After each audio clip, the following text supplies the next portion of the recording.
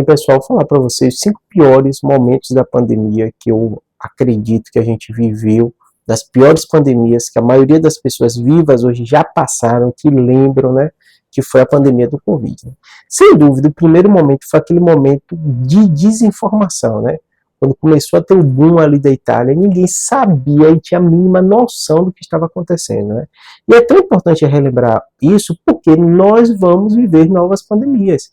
E quando a gente reflete o que aconteceu, que foi de pior, a gente consegue melhorar. E essa desinformação foram por 2 aspectos muito importantes. Um que continua sem resposta foi o que aconteceu na China, que a China demorou de falar para o mundo todo que estava acontecendo caos lá no país, se espalhando um vírus que ninguém sabia, eles já tinham informação. Então, esse aspecto, para mim, o mais grave e o pior, já começo por ele, foi a falta de comunicar um evento novo, catastrófico que estava acontecendo no país. Inclusive, a China já fez meia culpa sobre isso, né? Ainda continua em investigação, tanto do OMS como de governos independentes, o próprio governo norte-americano já anunciou muita informação que ele conseguiu pegar desse início da pandemia, mas foi uma falha gravíssima que não pode acontecer. É muito melhor um país anunciar o que está acontecendo e a gente saber o que está acontecendo, mesmo que haja falha, tudo isso, do que a gente viveu. Para mim, isso foi top 1 dos piores problemas que a gente viveu na pandemia, que foi a desinformação inicial, tá bom? Segundo aspecto muito relevante foi a questão da comunicação da gente quanto sociedade. Por que eu digo que isso foi tão ruim, né? Porque quando houve uma falha de comunicação inicial, né, como eu falei, ninguém sabia o que está acontecendo, órgãos independentes e pessoas independentes começaram a gerar informações mentirosas.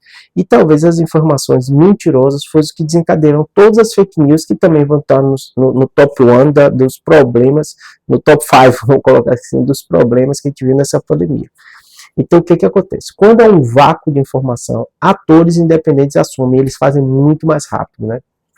E esse foi um problema gravíssimo da pandemia, porque a gente viu muito pessoas independentes, sem qualquer curadoria, sem qualquer tipo de formação, gerando e sendo grande condutor de informação, já que houve aquele vácuo de informação inicial, que foi o primeiro problema que eu achei, para mim, o mais grave, né? O terceiro problema foi a morte de profissionais de saúde, médicos, enfermeiros, técnicos de enfermagem, né?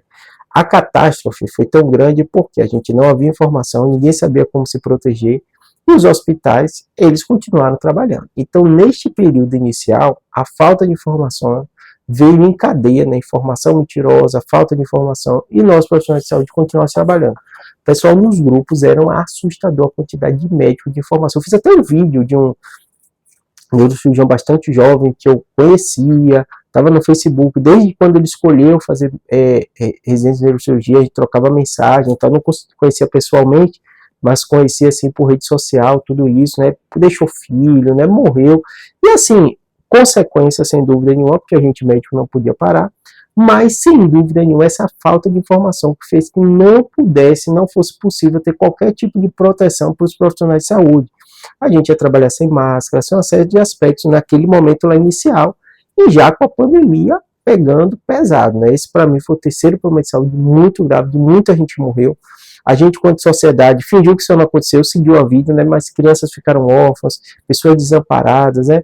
O governo até tentou fazer uma coisa que dava algum tipo de benefício, mas assim, são muita gente, milhares de profissionais de saúde que morreram atendendo, e realmente esse foi um dos piores problemas que eu vi dessa pandemia, né? Fazendo essa retrospectiva desde o início, já que esse ano foi decretado o fim, né? Quarto aspecto mais importante foi a superlotação dos hospitais. E aí o que aconteceu? Quando houve a superlotação, o SUS tentou se organizar de forma muito lenta, de forma muito falha, né? E, sem dúvida nenhuma, a gente escancarou o problema grave que a gente vê no Brasil, que é a desigualdade do acesso à saúde. Júlio, todos os hospitais lotaram, sim, mas morreram muitas pessoas pela falta de acesso à saúde. E a gente, quanto sociedade, não discutiu isso, fingiu que não aconteceu, seguiu. Claro que é difícil quando a gente vive um caos, uma catástrofe, como uma pandemia, mas a gente sabe que isso vai se repetir. E a gente criou hospital de campanha, fez isso e aquilo, né? Mas foram muitos brasileiros que morreram porque ligavam para de UTI e não ter UTI.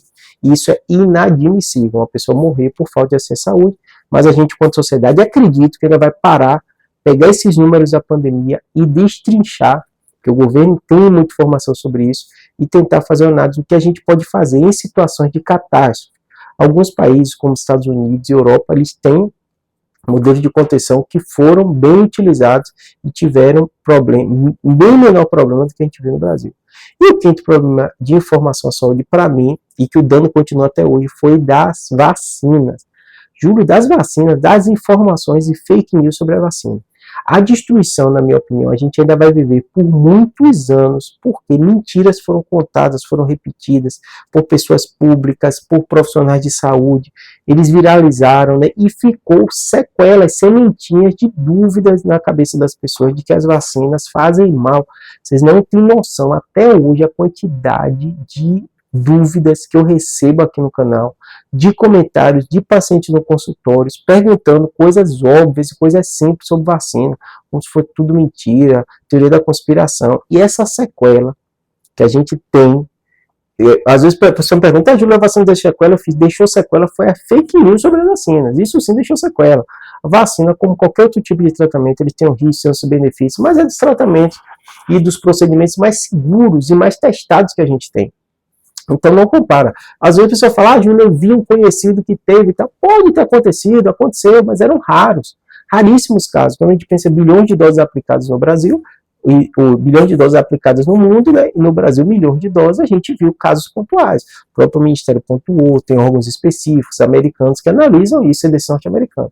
Mas a mentira espalhada deixou sequelas graves. A gente vê no Brasil até hoje, só 20% das pessoas tomaram a dose da bivalente. Então, para mim, da maior catástrofe que aconteceu, foi aquela primeira que eu falei, daquele início, que realmente aquilo foi assustador, né?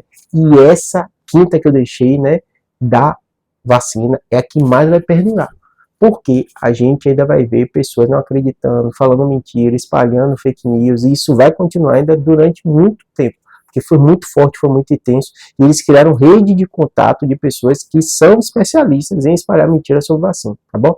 E a taxa de vacinação do Brasil está das piores que a gente já viu, né? E acredito que isso ainda vai se manter. Espero que tenha